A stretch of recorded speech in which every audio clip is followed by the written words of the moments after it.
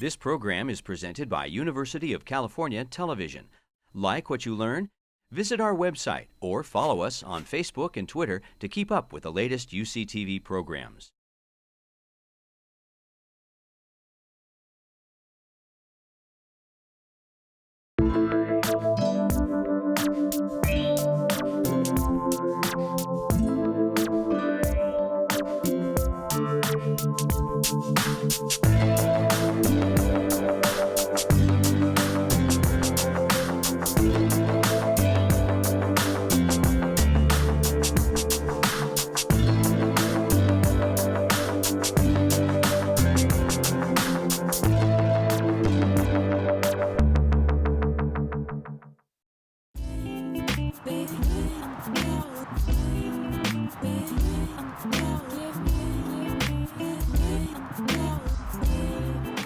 All you need is a table to bang on and your voice, you know what I mean, to really, and you're making hip hop.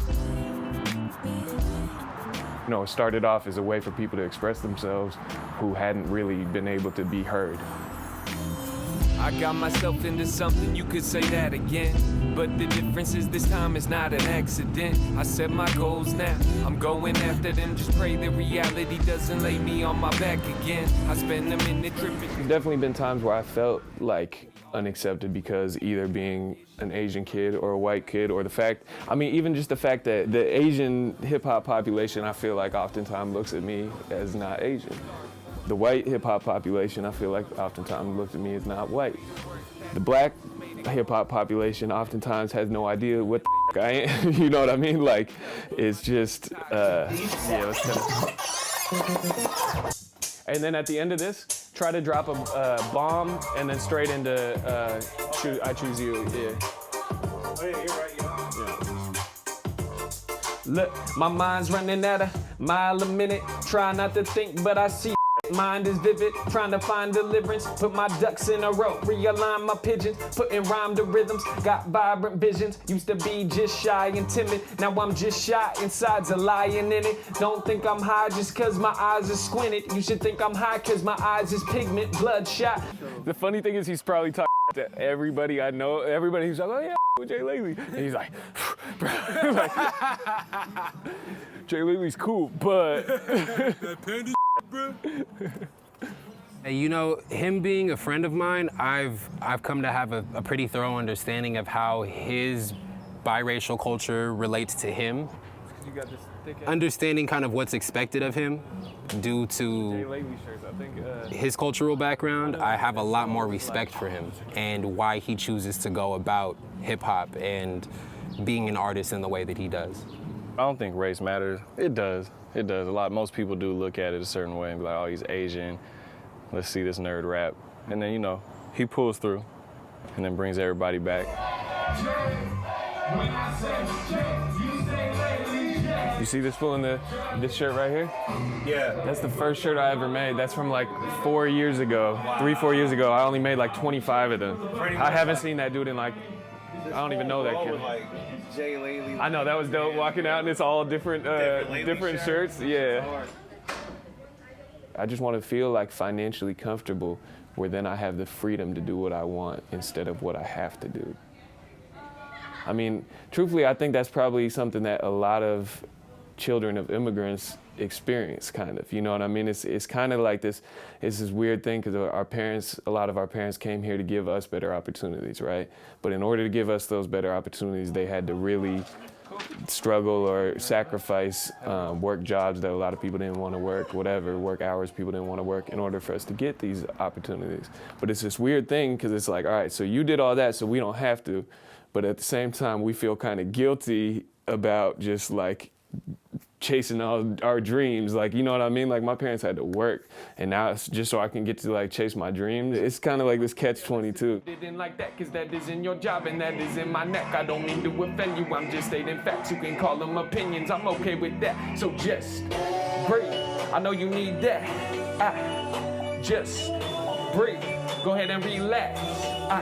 So where the weed at? Breathe. Take a little bit, need a little more. Something better for us, no forever force. But the present is a gift, don't forget it's yours. Breathe. And then, Yep, just like that. Things like that in my verses, there's just a couple ones where if you give me that breath, I'm good for the rest of the time. Right. Let's start working on that. Yeah. Man. You know what? In that case, send me the breakdown of all that that you need help with. Like the ones where I really need help? With everything that you need help with. Because if that's what you want, then that's what we should be practicing. Yeah, yeah. You know what I mean? Like, if we're only going to get there by practicing. Yeah, exactly. Oh, hey. What's up, guys? How you doing out there? It's your boy, Jay Lately. Welcome to the 3rd episode of my new mini-series, Food with Friends. If you've been watching, you know what we're doing. We're just cooking some meals. I'm going to let you guys inside my kitchen, show you what I got going on inside my house. And I'm going to have a different guest each night that's over. Gonna eat some food with me. Each of these people has been an integral part of making the album Let's Just Be Friends.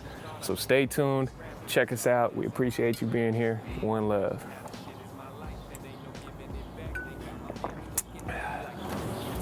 Perfect, yo. Let's do a couple more though. There's some things I didn't like. Did I tell you about the little like cooking shows that I'm doing? And then we're gonna have like text, like Food with Friends come up on there. And then it goes into these episodes. I don't have the actual episode, but it's crazy. We made it like a legit cooking show. It's dope. That's tight. Yeah. Always thinking outside the box, man. Yeah. Hip hop already takes from so many cultures. It borrows from so many cultures. Hip hop is a style of music, or in a culture more so, that has borrowed from funk, even disco, borrowed from metal, from punk. So really, what's hip hop? You know, hip hop is a melting pot of culture. So for me, myself, being a Mexican American, Jay Lately, being half Asian and all that, it's like, it is what it is. It's a melting pot. So you're gonna get people from all different backgrounds, all different cultures, creating this music.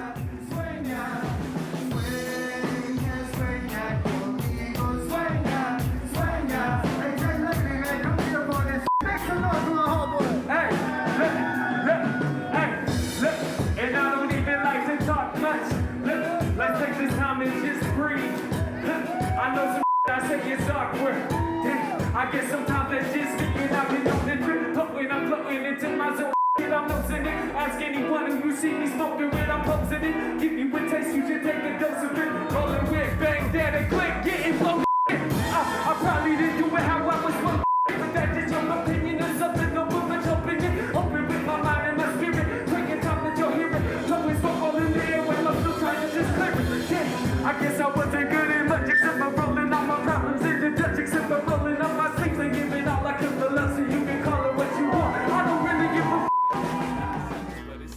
I haven't really addressed being like in a full song or in a full way being a biracial kid.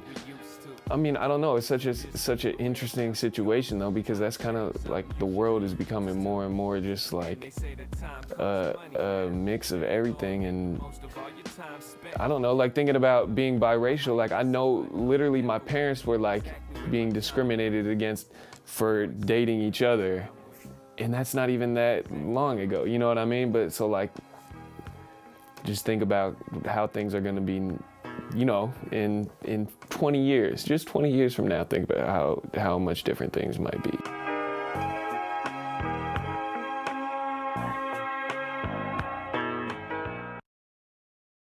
Move out the way, we got Missy Elliott coming through. When I walk up in the piece, I ain't got any speed. I'm a bear in my gym, I got The sparkly uniforms and bright smiles are all a part of being one of the 16 Warrior girls whose job is to electrify the fans of Golden State basketball. The best part about being a dancer for the Warriors is it blows any dancing in front of any crowd out of the water. I mean, it's 20,000 fans screaming and yelling. For Jackie, dancing for the Warriors is the pot of gold at the end of her rainbow. Being a rookie on the Warriors dance team is a lot to take in. You come expecting to dance, but you don't come expecting to, you know, grow as a woman and completely change everything about your dancing you've ever done. They mold you to be exactly what you need to be on this team.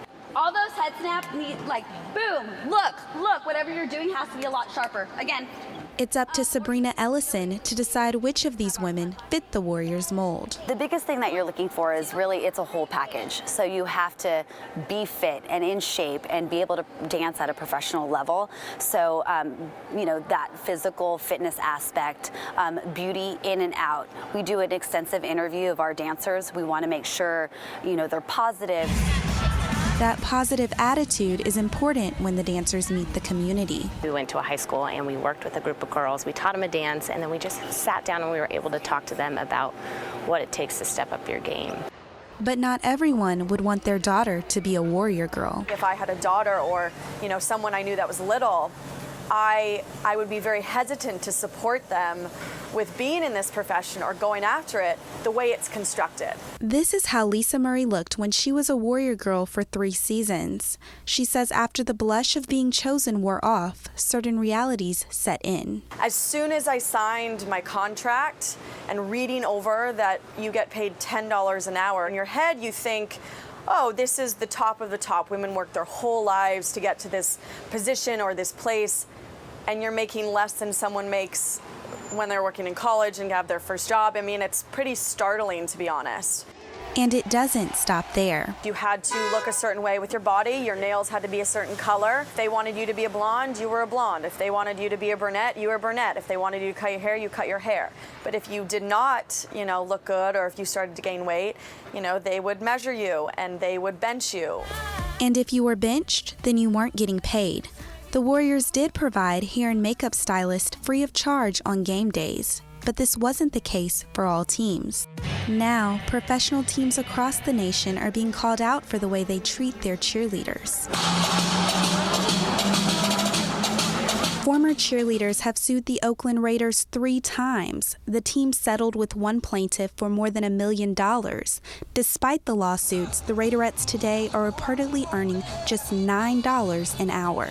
We've all heard stories in the media about the NFL's problems with women. Now, a California Assemblywoman wants to protect all of them. Glorified volunteers.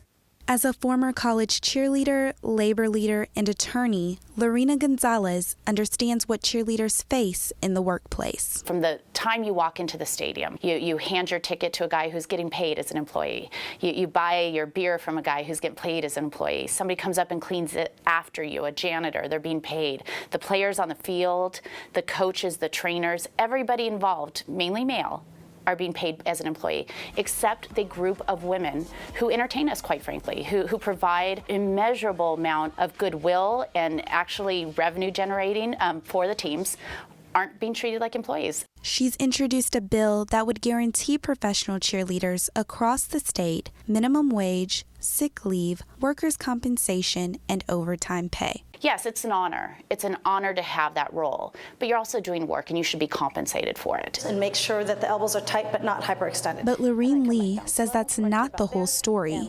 She was once a Raiderette and says her experience was priceless. Of course, I think everybody who is working at all should be paid fairly, but I just wanted to speak out. I cheered for 6 seasons and we all loved it. Nobody really complained about, oh, I can't stand this, trip to Hawaii. You know, this is horrible. I mean, no one would do that. So that's the thing. We all loved it so much, which is why we kept going back. I don't want to say that it's horrible all around and it's something that I don't want anyone to be involved in, because that would be a lie. I really want to be a woman that spoke out on this issue and helping younger women realize that, you know, we're sort of building a better tomorrow in terms of equality, and that in order to get there, all of women, whether it's NFL, NBA, need to come together as a united front and really fight for our rights.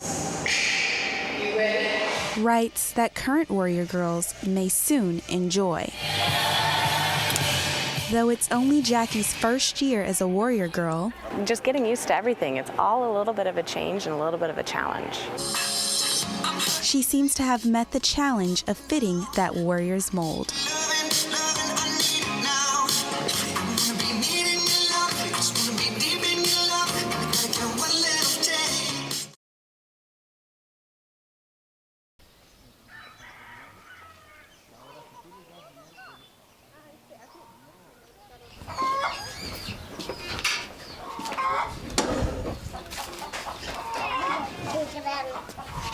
Soy Josefina García García. Aquí estamos, es la casa de mis papás, donde ellos ahorita ya están sembrando el maíz de temporal. Nosotros con esta semilla tenemos más o menos como 30 años de que la sembramos y la sembramos y la sembramos y la sembramos. Así vamos cada año, cada año, cada año. Esta va a ser para semilla. Esta es lo que usamos para cocer el nixtamal. El maíz, la agua y cal. Y así.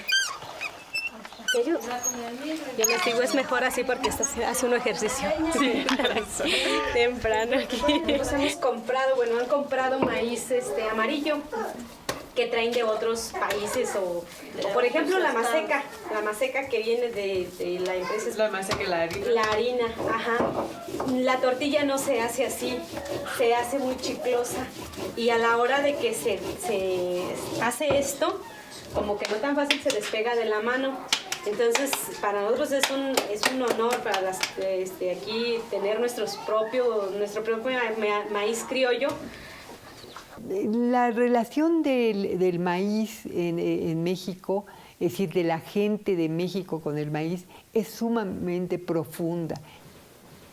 Todo esto se interrumpiría, todo esto terminaría, porque la contaminación transgénica es violenta y empezaría a afectar a todos estos campesinos que han vivido en la autosuficiencia. Es incomprensible que el gobierno mexicano pretenda autorizar a la siembra de un maíz transgénico, porque todos los problemas que tenemos en México en relación con el maíz los podemos resolver con nuestros maíces nativos. Backed by the U.S. and Mexican governments and a deep war chest, seed companies like Monsanto, Syngenta, and DuPont have been trying to bring GM corn to Mexico. They're meeting resistance. Para eso hicimos la cuarta feria aquí, donde participaron productores de 9 municipios, tanto del estado de Michoacán como del estado de México. Y la idea es esa, cómo realmente defender nuestras variedades criollas de maíces y no permitir que entren los maíces transgénicos, porque por toda la información que hemos recopilado, ¿verdad? Y que hemos estado informados de que pues es un engaño el que nos quieren hacer. This coalition of activists, lawyers, farmers, and artists has sued the Mexican government and the seed companies for the genetic contamination of native Mexican seed stocks. De una demanda colectiva que iniciamos y demandamos a Zagarpa, a Semarnat, a Monsanto, a Syngenta, a Dow AgroScience y a Pioneer. Los demandamos y les dijimos que nos estaban contaminando.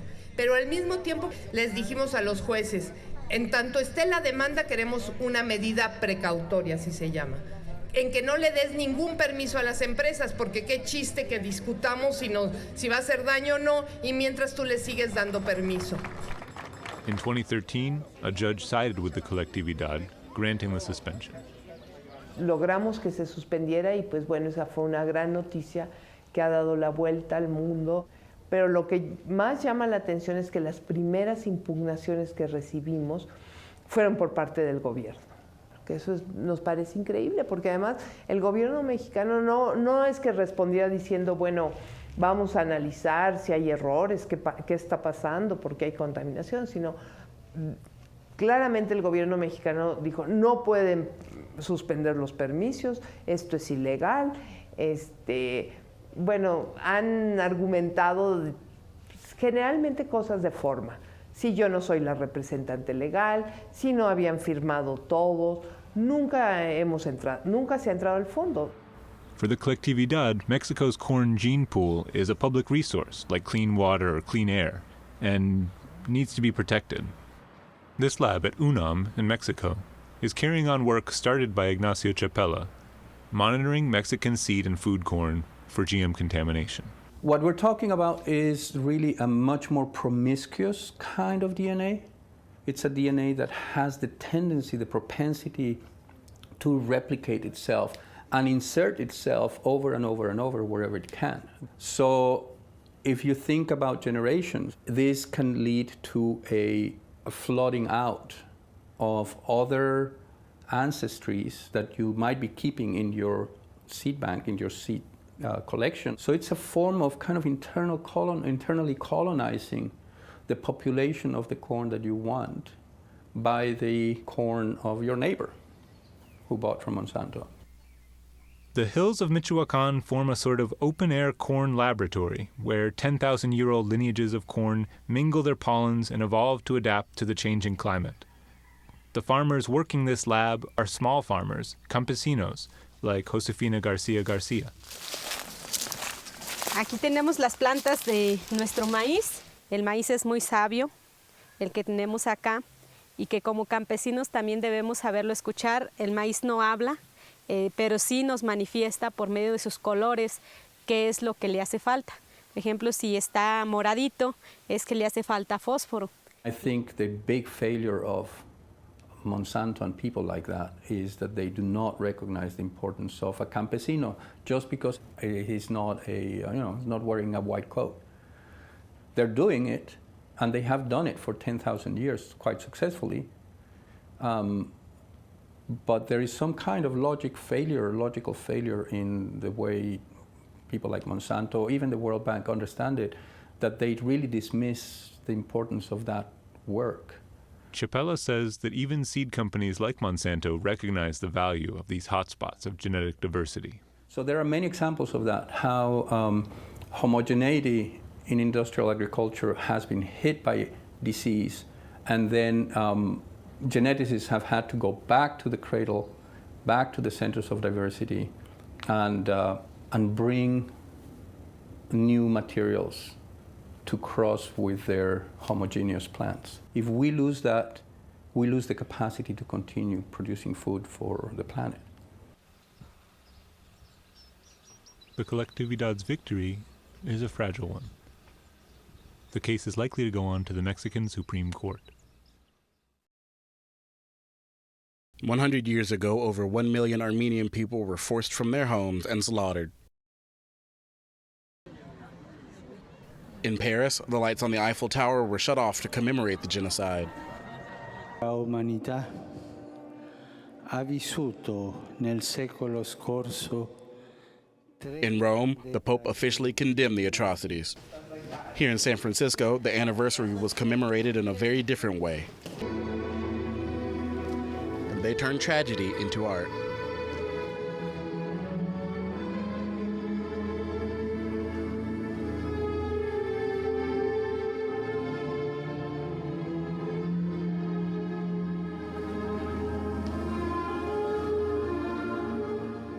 Eddie Barsoomian is one of the principal dancers in the production of a tribute to the centennial. Barsoomian's mother told him that members of her family had attempted to fight back the Turks and were killed. On my father's side, all we really know is the story of my grandfather, and he was orphaned and sent to an orphanage. He ran away from the orphanage, went back to where he was from, his home, and he found that there was nothing left, and the only thing he had with him was his father's watch and the story of the new family that had moved in. Choreographed by Noemi Araxi-Kaljian, founder of Arax Dance, each dance in the performance depicts a moment in Armenia's history. Today, the memory of the massacre remains an open wound. The Turkish government refuses to officially recognize the mass killings as genocide. The genocide is part of our identity, and for Turkey to say that this never happened, never existed, it's a huge blow. It's to say that our identity is not valid, because we are survivors, and we wouldn't even be here if it wasn't for what they had done.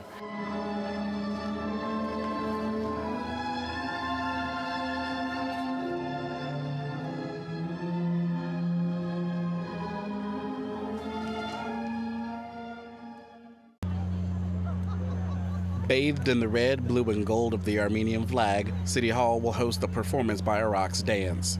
It is a lavish affair with a hefty price tag, all paid for by sponsors and the Bay Area Armenian Genocide Commemoration Committee. In this particular performance, of course, because it's the Armenian Genocide Commemoration, we really have to do a good job and portray these things well. But also, you know, one thing that it made us all nervous is the amount of people. Gentlemen on the balcony, would you please move off to the left? Thank you. We'll start.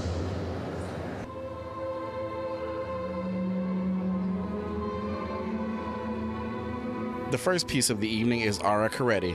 Lena Halte, an Armenian dancer, has been with Arax for many years. That piece is called Ara Kareti, which translates to Ara the Beautiful. It's a popular Armenian legend. So the king of Armenia fell in love with Shamiram, who's an Assyrian queen. And so it's a trio that we do where he's kind of torn, you know, I don't want him to leave, I'm the Armenian queen. And he notices Shamiram and he's kind of enthralled by her. So King Ara ends up actually turning to his wife. He stays loyal to his homeland, and as a result, Shamiram wages war with Armenia. And so it's way deep in our history. So the program starts with something that's kind of centuries away and then kind of moves through time. I want to do this person justice. I want to depict him well, because that's the big pressure. It's to do somebody that is not around the best you can.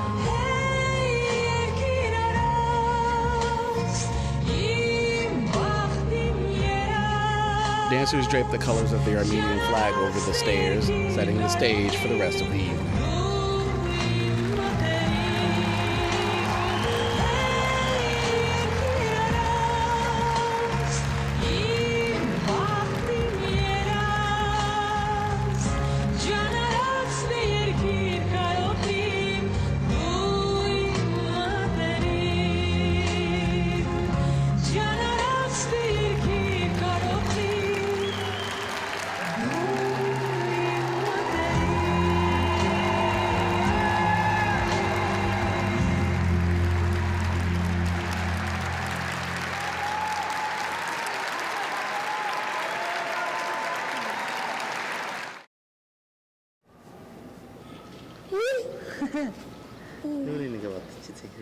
Nomin is like every other 5-year-old girl. She loves coloring, playing in the park, but she came from Mongolia to Oakland's Children's Hospital because she has a rare disease. So rare that it strikes only 1 in a million people. Ер нь бол би бол анх эрэхтэй сэтгэл зүйн хувьд бол нэлээд бэлтгэлтэй байсан. Тэгэж хүүхдтэйгээ цуг ирж байгаа учраас бүх юм зохицох ёстой, шаардлагатай.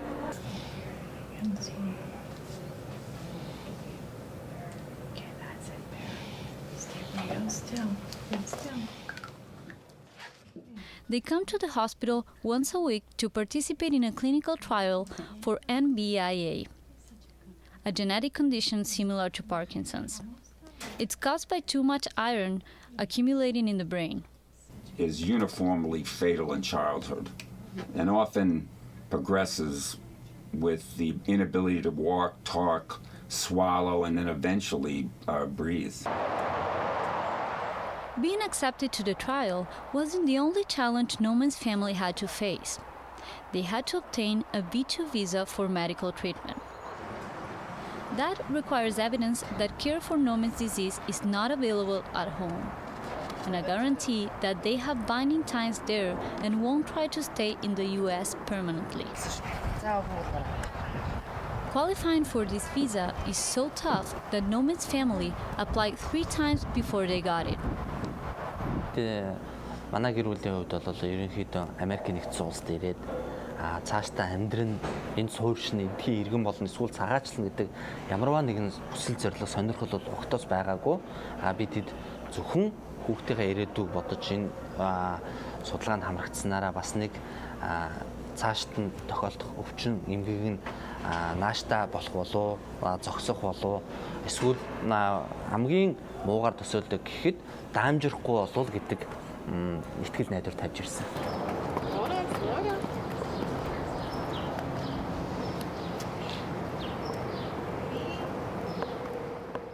Nothing is harder than for a mother or a father to watch their child and being told there's nothing we can do.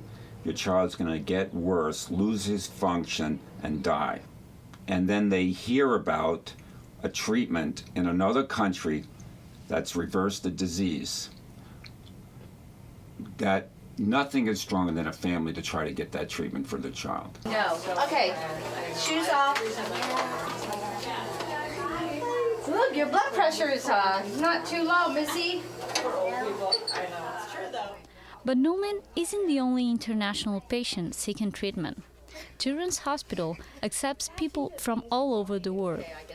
Patricia Espinal's family left the Dominican Republic 10 years ago seeking treatment for her illness, MPS 6, a progressive condition that impairs breathing, stunts growth, and weakens the heart. What does it mean for me to live with a rare disease? Everybody always asks me that question. And, you know, some days are hard, but other days, you know, you just accept it. And I always had a rare disease, so for me it's not different than another person maybe living with depression or with diabetes. You know, it's just part of me, you know, and I just try to make the best of it. I don't let it define me, you know. I know I have limitations, but I still try to do the best I can and try to be as normal as everybody else. It's just this. Patricia is now in a spot that Noman's family can only hope for. She's one of the program's success stories. A treatment was found for her, and she has been on that medication ever since. But the downside? She can never go home for good because the medication is not available in the Dominican Republic. I think the most challenging things for families with rare diseases to come into the United States is they are multifaceted. So I think it's really the challenge of adapting to life in the U.S. We're in the Bay Area. We're in a big city. So some of these families are not from big cities. Being away from their loved ones is very difficult.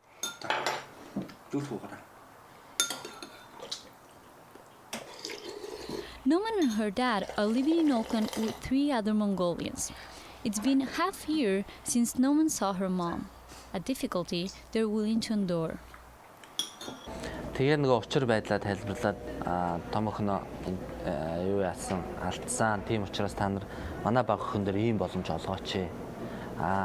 Энэ боломжийг ямар нөхцөл байдалтайгаар биднэрт бий зөвх боломжтой байна. Эцэг эхийн тэгвэл аль нэг нь хамаагүй үлдээ. Бид нар буцаж ирэх баталгаагаа эцэг эхийн аль нэгээр хийя гэдэг зарчим тавьж виз маань гарсан. Яаси.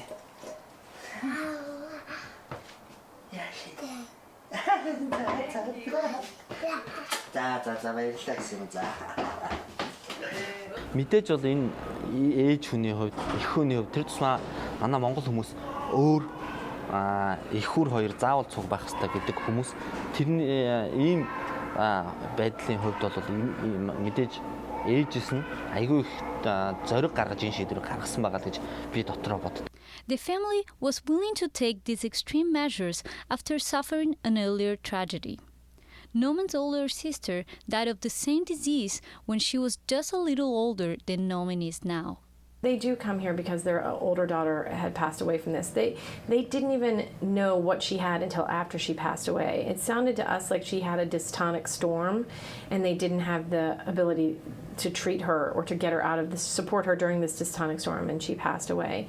So they felt desperate. They really felt like we were their only chance. We were very clear with them that this is a placebo-controlled trial. We don't know if she's on the drug. It's heartbreaking, but they understand that, and they understand that we're trying to move things forward so that there will be a treatment. See you later. And that positive outcome is what gave Patricia a stable life and the ability to plan ahead. In the future, I want to finish my schooling. I want to transfer to Sonoma State and maybe major in sociology or something that would help me continue helping others who have MPS 6 or other rare diseases. For the time being, Noman's future is unsure. It only exists in her father's dreams. Ер нь бол би нэг л юм их боддог. Юу вэ гэхээр эмэгтэй хүн бол сайхан хурим их хэвээр. Тэр хуримыг сайхан тэмдэглэж өгөх юмсан гэж боддог. Энэ бол миний хамгийн том юм. Гэтэ таслаа.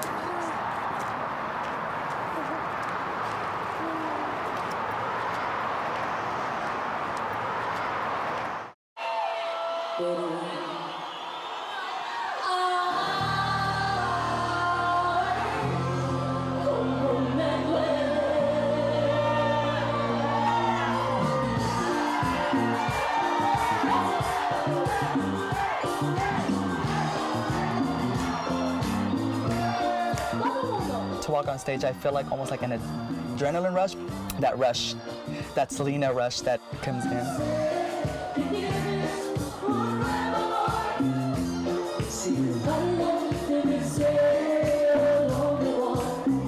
When Honey Andrews impersonates her idol Selena, she channels the late singer's charisma.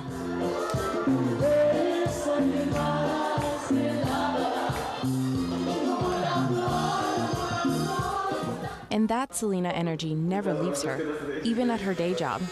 The 29-year-old surrounds herself with memories of Selena. Then they'll start looking at it and they're like, wait a minute, is that you? And I'm like, yeah. I was like, I impersonate Selena. And they're like, oh my God. And then they'll get up from the chair, and then they start looking at the pictures. So like, I'm gonna go to the festival. Honey's connection to Selena traces back to her childhood. She moved to the U.S. from Mexico with her family the same weekend Selena died. And we came over here to Corpus, and that's when I saw everything like on the news.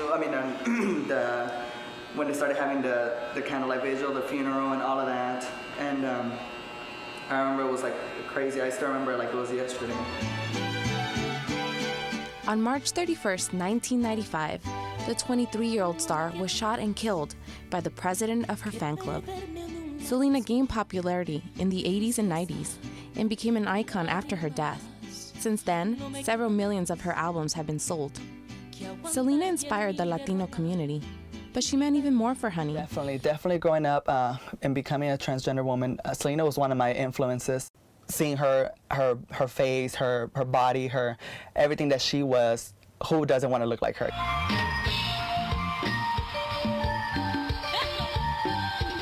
Honey studied Selena's unique stage persona, moves, fashion sense, and even her makeup. She was really known for, I want to say it's her long hair, her long straight hair with her bangs. As far as her makeup, she was very natural about it, but still with the red lip, the red Latina lip that till today everybody uses. Many of Selena's cultural qualities and personal struggles resonate with the Latino LGBTQ community. Selena has had probably the biggest impact in my life. No, not probably, she has. Andrew Lucero, a Mexican American, began impersonating Selena after auditioning at a drag queen venue. A big way that I really identify with her and that she's really helped me is her big struggle growing up. You know, not only being an outcast and kind of being ridiculed in school. I had that a little bit growing up, you know, being gay but still closeted, but everyone kind of knew, so I got a little teased. You know, as a performer, she had the hardship of being a woman in a society and especially in a music genre where women were not successful. She experienced the exact same kind of, you know, backlash as a woman. And for me, I'm gay, and it's a different thing and a whole different ballpark. But it's that same struggle and that same, I guess, obstacle that I'm also climbing and overcoming. She's ready. Selena impersonators are drawn to her fashion-forward style. At home, Honey's closet is full of custom-made outfits, just like Selena's. Every piece on here was made from scratch, close to the original as possible. And here underneath that I have the bustiers that are hanging in here. The pearl outfit, the pearl bra. This I made by myself, of course. This one, these beads are actually, I beaded them in there. This one I rhinestone myself. And here's the red one that I wore on last night. Honey normally performs at parties and local clubs. But last year, when she asked to take part in a formal Selena tribute, she was bluntly turned down by the event organizer. Everybody's been already placed in the list. Besides, nobody wants to see a man dressed up like Selena. It was definitely a reality check as to me being a transgender girl, that there's still that I'm, I'm still gonna struggle with stuff like that along the way. So I replied in the most professional way that I could to not make myself step down to his level and sound like the ignorant person that he is. Still, the comments were so hurtful that Honey hesitated to appear this year at Fiesta de la Flor, the tribute marking the 20th anniversary of Selena's death. But she went anyway.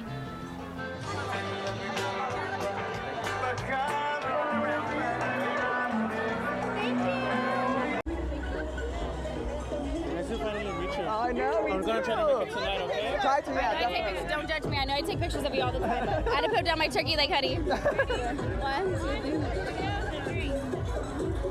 2, 3. Some girls were asking questions. I was like, oh, she's a celebrity here in Corpus. Get it together. Okay. Get it together.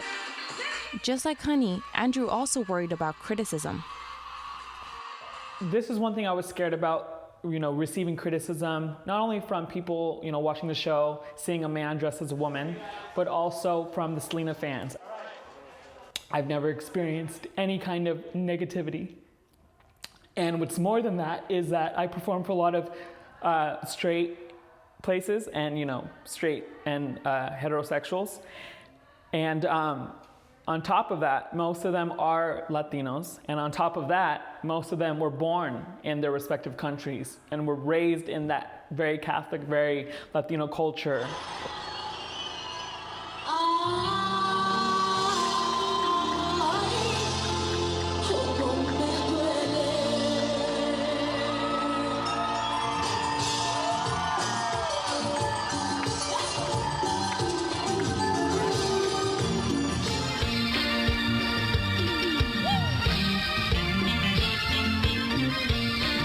Plan on impersonating her for as long as I can, and for many years to come, and forever, how long I stay looking, decent enough to go on stage, imitating her.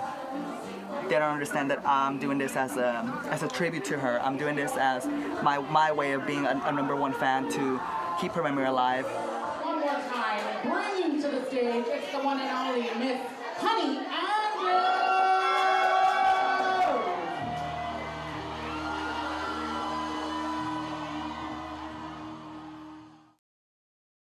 Sarah Toyoshima comes alive with the rhythm of samba, the dance of her Brazilian homeland. But this celebration is not taking place in Brazil. It's in Japan, where hundreds of thousands of Brazilians have lived for a quarter century. Sarah finds herself straddling two cultures. Então, eu não me sinto japonesa, me sinto brasileira mesmo, mas por morar bastante tempo aqui, eu já considero como se fosse meu país, né? Brazilian-born Carol Shibukawa also came to Japan with her family. But unlike Sarah, she has decided to try to adapt to Japanese culture, despite the fact she's faced serious discrimination. When I came to Japan, people looked at me like I was not human, like I was an animal. The other child always looked at me strange, and they said bad things about me, and I was bullied because of the color of my hair or my weird nose, or because I am Brazilian. Japan is famous for its one-culture society, but in reality, around 2 million foreigners call it home. Many of them are like Carol and Sarah, Brazilian-born, whose parents brought them to Japan because their Japanese heritage made them eligible to seek low-level work in factories. 25 years later, Japan has become home, but they are still stuck in the factories. Now, their children are trying to escape the same fate. Carol's entire family, mother, stepfather, and 2 half-sisters, was born in Brazil. Her stepfather is a Japanese Brazilian, making him and Carol's mother eligible for factory work. Dinner. My mother, she was working to 5 p.m. to 5 a.m. Some days I don't see her.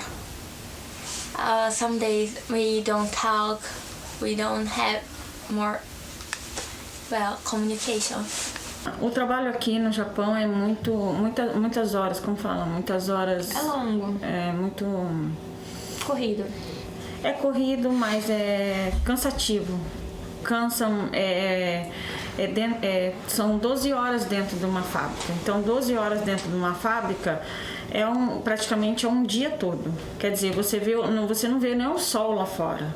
É uma jornada de trabalho de 30 dias corrido. E o descanso é muito pouco. When I first saw Japanese factories, it looks like some military companies. Factory work is harsh in Japan, but for Carol's father, it was a step up from his life in Brazil. Aqui no Brasil, como eu não tinha muito estudo, a família pobre, então resolvi vir para o Japão, né? Tentar uma vida melhor. Só que a minha vinda para cá foi para ficar 2 anos só. My father is here in Japan for 23 years. Ah, não, isso já vai 24. This year, 24. Desde 3 de fevereiro. When he started working at a factory, the other Japanese people said "bakayaro." It's like idiot, and because he couldn't understand, he just say "arigato," thank you. Her stepfather's difficult life is part of an historic pattern. His grandparents immigrated to Brazil from Hiroshima after World War II, but they were not alone. Many Japanese had been going to Brazil since the early 20th century in search of better economic opportunity. These workers fill the jobs at the bottom of hierarchy of employment. Highly insecure, highly unstable, low-paid, so-called low-skilled jobs. Sarah was 8 when her family came from Brazil, just slightly older than her oldest daughter is now. Her parents were able to find work in factories because Sarah's grandfather was Japanese. Though she was unable to speak the language, they put her into a Japanese public school. Como eu não entrei desde a primeira série, entrei na terceira, né? Então eu sempre estava atrasada, né? Para aprender assim nos estudos, né? Os professores não pegavam tanto no pé assim de estrangeiro, né? Então, se a gente não quisesse ir, então para eles não fazia tanta diferença assim, né? Porque a gente conseguia dormir na aula e ninguém falava nada. Frustrated, she soon left school. Depois que terminei os estudos, né, com 15 anos, que eu não quis prosseguir, eu comecei a trabalhar, né, em fábrica, fazer arubaito, né. Sarah and her Brazilian husband had 2 daughters before separating. Now her salary barely covers her expenses. Então, no meu trabalho na fábrica, eu ganho 950, algumas fábricas não aceitam muito quem tem filho, né? É bem difícil para quem tem filho, ainda mais mãe solteira, né? Conseguir emprego aqui no Japão.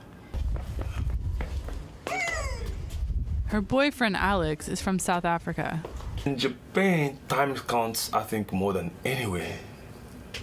If you miss 3 days at work, it's already a lot of money gone. Sarah's disappointment with school is common for immigrant children. In fact, they are not even required to go to school. They are welcome to come, but it's not considered to be their rights. The Japanese state do not force them to attend. Frustrated parents formed schools that follow the Brazilian curriculum and are taught in Portuguese. But these schools have their own challenges. ここというか、ここの保護者は、この保護者というか、自分の、仕事の関係で引っ越すことにそれほど悩まないというか即決してしまいます。現実的なことを言うと、ここを卒業しただけですと、日本で働く場合は工場が多いと思います。本当にかわいそうです。Eunice Ishikawa was born in Brazil, but she came to Japan as a college student and is now a university professor. 文章にあるのにないから、その場合最悪の場合にはその部分を全部削らないといけない。Her two children were born in Japan. Biologically, they are 100% Japanese. They even have Japanese passports. Still, they are treated as outsiders. They don't consider my son and my daughter to be Japanese because I am not born in Japan, and my husband also. I learned how to live here, but I don't know if my children are going to learn how to live here, treated as a foreigner, even they are born and raised in Japan. Because they have to be kind of strong to be able to live in Japan. During the 2008 recession, thousands of Brazilians and Japanese nationals lost their jobs. Many became homeless. In a desperate measure, Japan attempted to alleviate the nation of some of the foreign population by offering $3,000 plus airfare to leave the country and never seek work in Japan again. Many Brazilians did leave, but Carol's dad stuck it out despite losing his job. O trabalho é caro, o trabalho tem que ser em primeiro lugar, porque o ser real, a comunidade japonesa não vai me dar o dinheiro. Eu vou ter que ir atrás do trabalho. Então, quer dizer, a minha vida mais, ultimamente eu pensei em trabalho, né, para a família. Que vê que a gente é de outro país, não já fica meio quer manter distância. Não, eu me sinto às vezes triste, mas por eu estar em outro país, eu sei que o direito é deles, então eu abaixo a cabeça. I don't agree with my mother. In fact, I can't agree with her because everyone is human, so everyone is equal. So I don't know why people stare at me or my mother because we are the same. Carol is hopeful for her future in Japan. She's learned the language and the culture. She has a serious Japanese boyfriend, and after she graduates high school, plans to attend a professional school for tourism, where she hopes being foreign will be seen as an advantage. But Sarah's struggle to succeed will be harder. She has started her own business as a makeup artist and hopes to one day put factory work behind her. Na verdade, eu queria conseguir me manter só com maquiagem, né? Conseguiria, não sei, dar uma vida melhor para elas, né? Mas ainda tá muito no começo, né? Então, para isso eu tenho que trabalhar em fábrica e final de semana no caso seria em 2 trabalhos, né? Sustentar nelas, né? So far, it's been hard to find clients outside of her Brazilian community, but she keeps striving. Actually, I'm very proud of her because she's a really very hard work person, and if she want to open her own school, her own hair salon, yeah. There's a Japanese proverb, the nail that stands up gets hammered down. If that's true, Sarah and Carol may never fit into Japanese society. But Japan's aging population and declining birth rate mean it will be increasingly dependent on foreign workers. And that may make Sarah, Carol, and their families necessary, if not equal, members of Japanese society.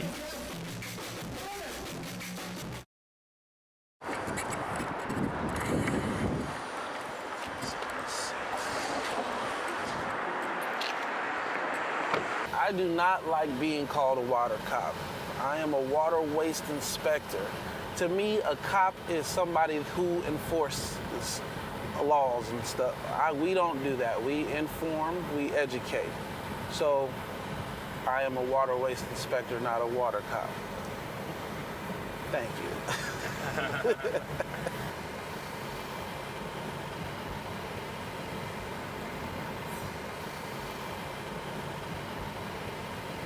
Well, I respond to about 10 to 15 cases a day. Most of the cases are excessive water runoff, broken irrigation, and watering within restricted hours.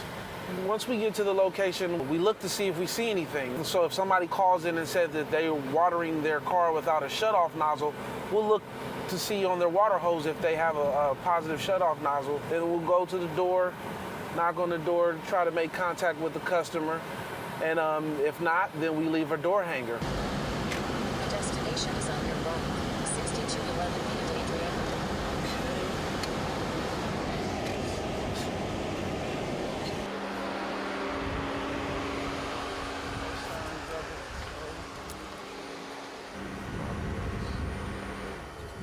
We also like to check to see, you know, as you can see, their lawn is pretty healthy. So we see that they're definitely watering, and we just hope that they're watering within the restricted hours.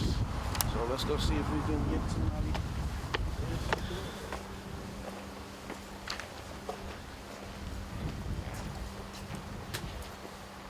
Okay, so nobody's home. Doesn't look like anybody's home. So what I'm gonna do now is just indicate what the violation was. So I'm just gonna mark down that they were watering within the restricted hours of 8 a.m. to 8 p.m. Pretty healthy, huh? Yeah, pretty much. Yeah. We have a big county, almost 2 million residents, so there's a lot of reports that are coming in about water waste. Oftentimes people don't even know that the sprinklers go off at 5 in the morning and maybe they just aren't around at that time, maybe they don't go outside to see that they've got a gusher. Some people certainly won't take this seriously until there are fines being issued. But I think most people want to do the right thing. So it's actually right here, okay.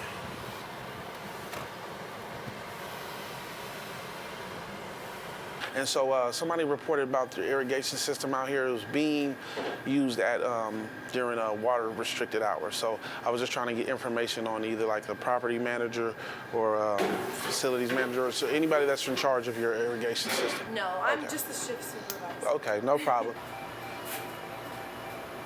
Hello, how you doing? How you doing?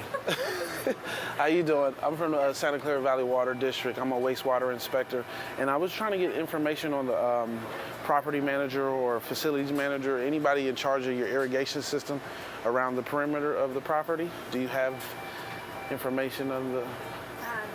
You do not? No. All right. Are you sure? I think you do. No. Yeah. All right. Sorry. No problem. Thank you. Sorry. All right. Well, that's strike 3.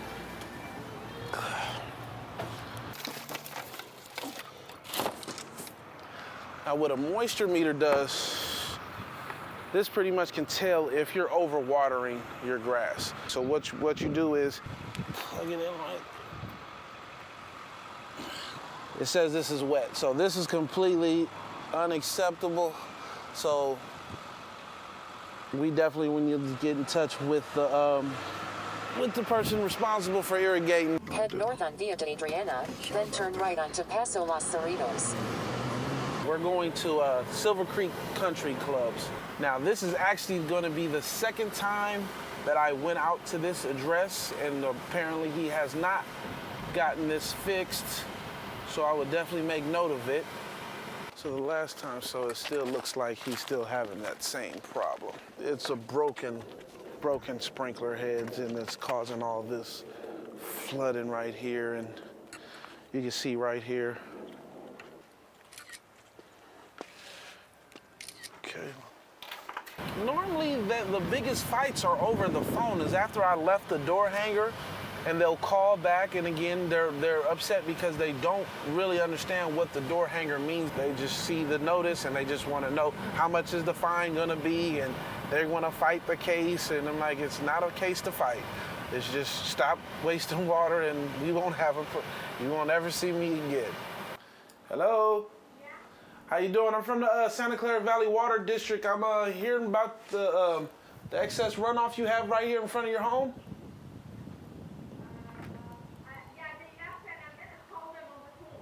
Excuse me? I'm sorry, I can't. You can just keep this on the door. I will just leave it on the door, okay? Thank you. If my job security is dependent on this drought, the way it's looking, I'll probably be here for a while.